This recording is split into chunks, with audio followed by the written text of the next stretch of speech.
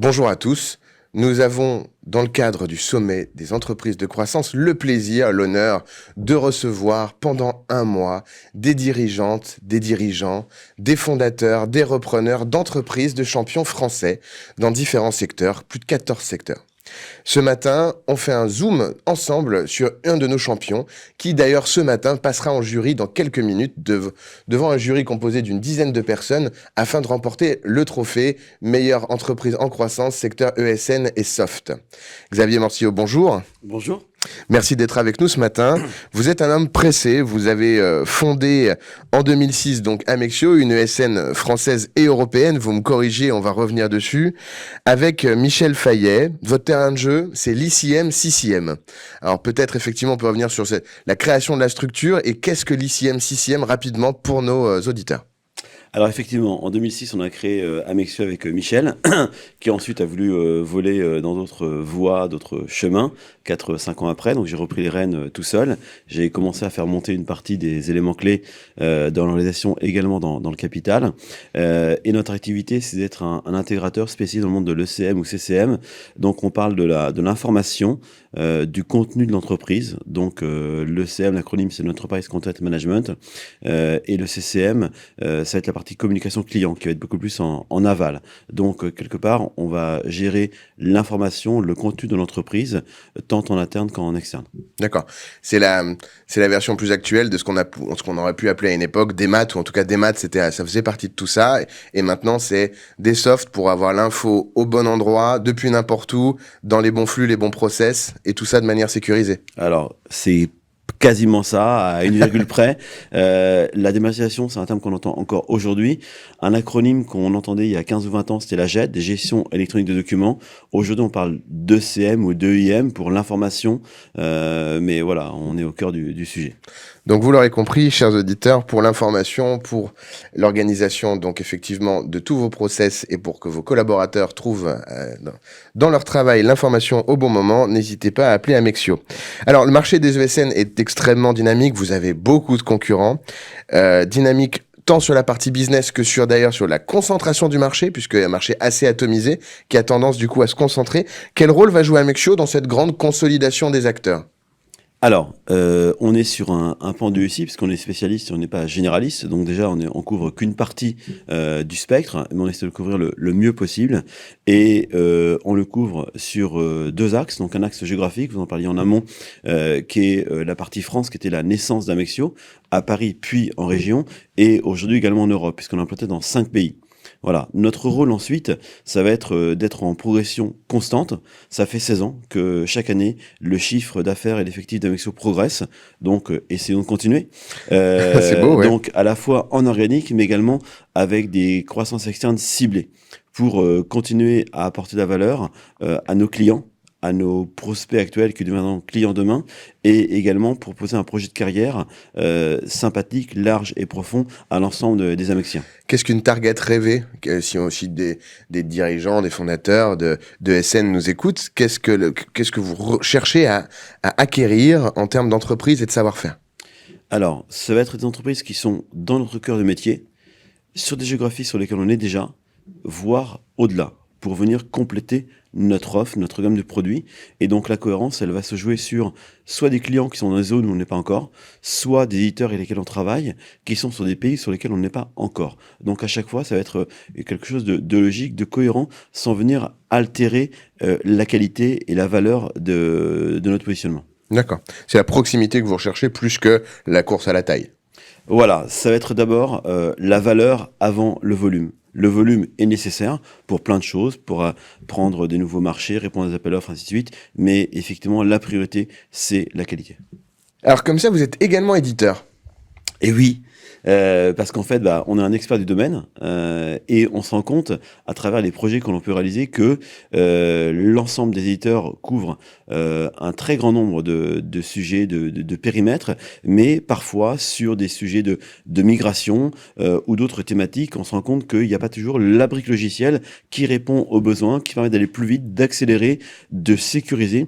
Et donc, c'est comme ça qu'on a par exemple mis en place AmexHub, mais il y en a d'autres produits comme AmexDV, pour venir venir combler, mais en aucun cas, il y aura de phagocytage avec les éditeurs du marché.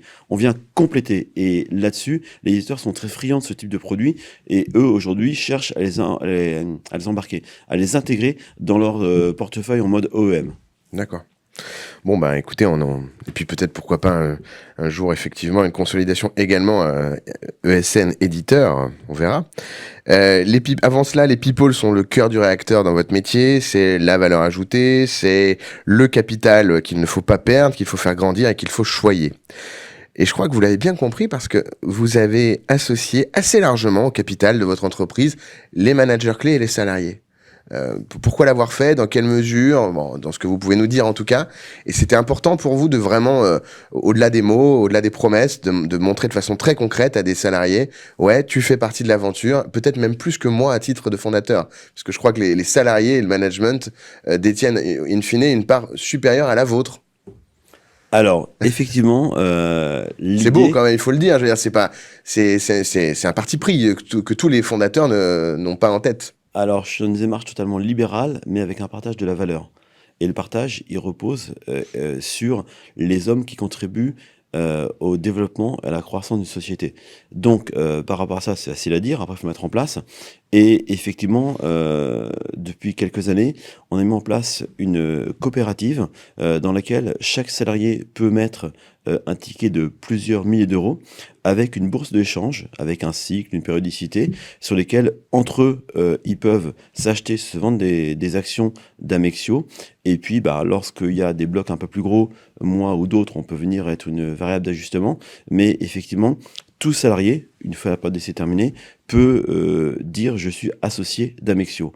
Alors c'est bien entre copains, c'est bien entre collègues, c'est bien également lorsque le dimanche midi on est invité à déjeuner en famille et que on discute avec son beau-père et qu'on explique qu'on a 25 ans, qu'on a 2 ans d'expérience et qu'on est déjà associé. Je pense que le beau-père se dit ma fille entre de bonnes mains. Donc là aussi on essaie de pouvoir se différencier, avoir une longueur d'avance sur d'autres. Alors je dis pas tout parce que sinon d'autres vont chercher à rattraper ce retard assez vite et j'aurais pas le temps de conserver cette longueur d'avance, mais à chaque fois on essaie de se démarquer, d'innover, d'être créatif, astucieux pour ne pas être comparé à une structure standard.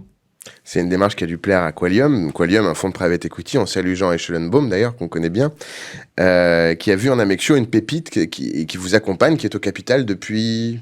Alors depuis une petite année, en fait, Qualium est rentré l'été dernier, en juillet dernier, avec Jean effectivement, mais également Guillaume et Pierre que je salue, et je suis très content de pouvoir grandir avec ce partenariat, puisque eux sont là au capital, mais on a un échange régulier, et franchement c'est quelque chose d'agréable, de riche. Je les ai choisis. J'avais le choix, comme eux avaient le choix aussi, de dire oui, de dire non. L'un et l'autre, on a eu envie de dire oui. Et depuis presque 9 mois aujourd'hui, on se rend compte que le bilan est positif et avec une feuille de route qui est très très ambitieuse, mais avec des objectifs largement atteignables. Donc je pense que si on a l'occasion de se revoir dans quelques trimestres ou semestres, l'histoire sera encore plus belle. Oh ben, on a hâte. Donc on vous a vu croître, on voit que vous avez un bon plan, une belle roadmap, vous avez déjà fait de l'organique en ouvrant des bureaux, en ouvrant des filiales, par exemple en Suisse, vous avez fait des acquises comme à Lille et vous avez prévu d'en faire d'autres, vous avez commencé la conquête géographique, vous avez diversifié votre métier déjà, même jusqu'à être un éditeur. Au-delà de ça, qu'est-ce qui va rythmer les 2-3 éléments importants qui vont rythmer les années à venir pour Amexio? Alors le rythme, ça va être d'une part une croissance organique maîtrisée, donc à 2 chiffres chaque année, c'est l'objectif. Ne cherchons pas à aller trop vite, parce que là aussi, les crises de croissance, faut les digérer. Et puis, fonction des cibles que l'on va trouver sur notre chemin, on pourra franchir des paliers plus ou moins importants. Donc aujourd'hui, Amexio fait 40 millions d'euros de chiffre d'affaires en 2022. On pense faire environ... Combien de collabs? 360. À fin 2022, et on pense faire à peu près 50 cette année en organique. Et on est en train de regarder avec une intention relativement forte quelques acquisitions. Et donc, au-delà des 50, il y aura de l'externe. Alors après, ça peut être une structure qui fait 10, ça peut être une qui fait 20, qui fait 30. Donc, si on se projette à moyen terme de 3 ans, tout en conservant toujours la qualité, voilà, sans regardant le premier volume, il n'est pas possible qu'on se rapproche des 100 000 euros de chiffre d'affaires à horizon à peu près 3 ans. Demain, un acteur qui fait 1 milliard vient vous voir. Qu'est-ce qu'on fait? Bah, merci, je suis flatté déjà parce que je suis tout petit par rapport à cet acteur de 1 milliard. On peut discuter avec grand plaisir.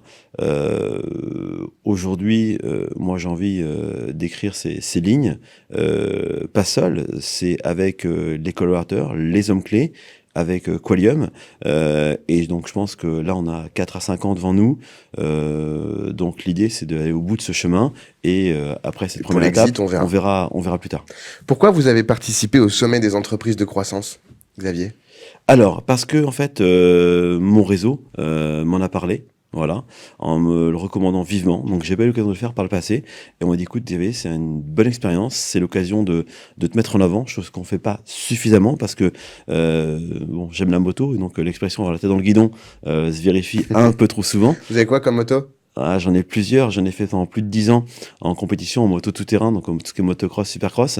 Trail, tout ça. Donc voilà, donc j'ai des motos pour aller dans les chemins, c'est les circuits fermés, et également pour la praticité, un scooter pour circuler dans Paris ou en périphérie. Parfait. Merci en tout cas. C'est très clair. On a passé un quart d'heure ensemble. On vous souhaite beaucoup de chance, beaucoup de succès dans le cadre de votre oral qui va commencer dans quelques instants. Et on se retrouve le 29 mars, de toute façon, pour la cérémonie qui suivra. Merci infiniment, Xavier. Merci beaucoup. Très bonne journée. À très bientôt. Merci. Au revoir.